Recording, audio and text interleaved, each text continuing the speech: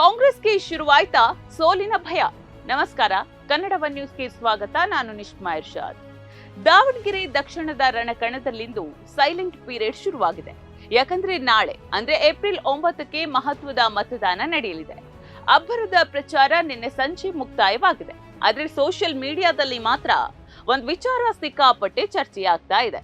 ಹೌದು, ಕೆಪಿಸಿಸಿ ಅಧ್ಯಕ್ಷ ಡಿಕೆ ಶಿವಕುಮಾರ್ ಮತ್ತು ಮಾಜಿ ಕ್ರಿಕೆಟಿಗ ಮೊಹಮ್ಮದ್ ಅಜರುದ್ದೀನ್ ಅವರ ಪ್ರಚಾರದ ಫೋಟೋಗಳು ಈಗ ವೈರಲ್ ಆಗ್ತಾ ಇದೆ. ಇದರ ಜೊತೆಗೆ ಕಾಂಗ್ರೆಸ್ಗೆ ಸೋಲಿನ ಭಯ ಶುರುವಾಗಿದೆ ಅನ್ನೋ ಚರ್ಚೆ ಕೂಡ ಜೋರಾಗಿ ನಡೀತಾ ಇದೆ. ಇವತ್ತಿನ ಈ ವಿಡಿಯೋದಲ್ಲಿ ನಾಳೆಯ ಎಲೆಕ್ಷನ್ ಅಪ್ಡೇಟ್ಸ್ ಮತ್ತು ಈ ಬಾರಿಯ ಚುನಾವಣಾ ಕಣದ ವಿಶ್ಲೇಷಣೆಯನ್ನ ಮಾಡೋಣ. ದಶಕಗಳಿಂದ ದಾವಣಗೆರೆಯಲ್ಲಿ ಒಂದು ಮಾತು ಚಾಲ್ತಿಯಲ್ಲಿದೆ. ಅಲ್ಪಸಂಖ್ಯಾತ ಮತಗಳು ಕಾಂಗ್ರೆಸ್ನ ಫಿಕ್ಸ್ಡ್ ಡೆಪಾಸಿಟ್ ಅಂತ. ಅಂದ್ರೆ ನೀವು ಅಭಿವೃದ್ಧಿ ಮಾಡಿ ಅಥವಾ ಬಿಡಿ, ಚುನಾವಣೆ ಬಂದಾಗ ಈ ಮತಗಳು ನಮಗೆ ಬೀಳುತ್ತೆ ಅನ್ನುವ ಅಹಂಕಾರ ಕೆಲವು ನಾಯಕರಲ್ಲಿತ್ತು. ಆದ್ರೆ ಈ ಬಾರಿ ಅಜರುದ್ದೀನ್ ಅವರನ್ನ ಬೀದಿಗೆ ಇಳಿಸಿರೋದು, ಈ ಬಾರಿ ಮುಸ್ಲಿಂ ಮತಗಳು ಕಾಂಗ್ರೆಸ್ಗೆ ಡಿಫಾಲ್ಟ್ ಆಗಿ ಬರುವುದು ಅನುಮಾನ ಅನ್ನೋ ಭಯ ಕಾಂಗ್ರೆಸ್ ಪಕ್ಷದಲ್ಲಿ ಆವರಿಸಿದೆ ಅಂತ ಎತ್ತಿ ತೋರಿಸ್ತಾ ಇದೆ.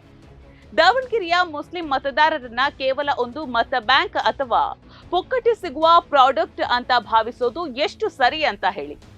ಅಜರುದ್ದೀನ್ ಅವರಂತಹ ಮಾಜಿ ಕ್ರಿಕೆಟಿಗರು ಬಂದು ಕೈ ಬೀಸಿದ ತಕ್ಷಣ ದಾವಣಗೆರೆಯ ಜನರ ಹೊಟ್ಟೆ ತುಂಬುತ್ತದೆಯೇ?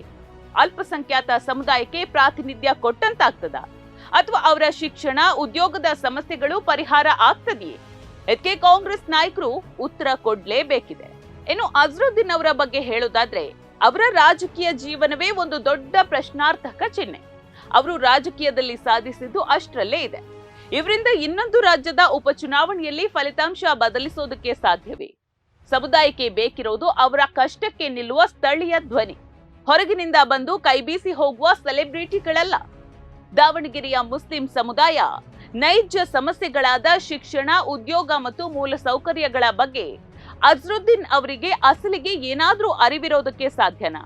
ಕಾಂಗ್ರೆಸ್ ಈ ಬಾರಿ ಜನರ ಸಮಸ್ಯೆಗಳ ಕಡೆ ಗಮನ ಕೊಟ್ಟು ಅವುಗಳ ಪರಿಹಾರ ನೀಡುವ ನಿಟ್ಟಿನಲ್ಲಿ ಭರವಸೆಗಳನ್ನ ನೀಡುವ ಬದಲು ಸೆಲೆಬ್ರಿಟಿಗಳ ಪ್ರಚಾರದ ನಂಬಿಕೆ ಇಟ್ಟಂತಿದೆ. ಇದು ಪ್ರಜಾಪ್ರಭುತ್ವದ ಅಣಕ ಅಲ್ವೇ?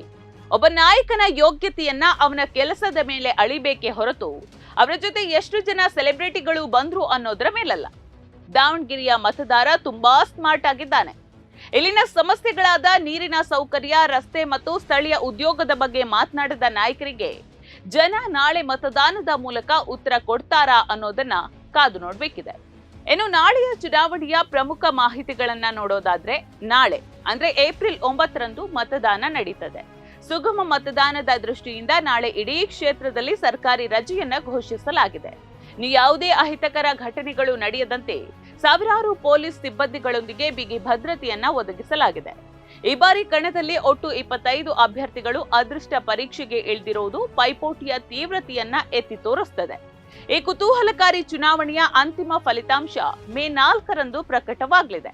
ಕ್ಷೇತ್ರದ ಭವಿಷ್ಯ ಯಾರ ಪಾಲಾಗಲಿದೆ ಅನ್ನೋದು ಅವತ್ತು ನಿರ್ಧಾರ ಆಗ್ತದೆ.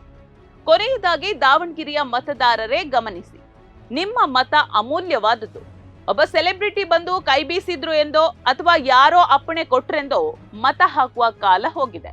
ನಿಮ್ಮ ಮಣ್ಣಿನ ಸಮಸ್ಯೆಗಳಿಗೆ, ನಿಮ್ಮ ಕುಟುಂಬದ ಭವಿಷ್ಯಕ್ಕೆ ಯಾರು ಸ್ಪಂದಿಸ್ತಾರೆ ಅನ್ನೋದನ್ನ ಯೋಚಿಸಿ ನಾಳೆ ಮತ ಹಾಕಿ.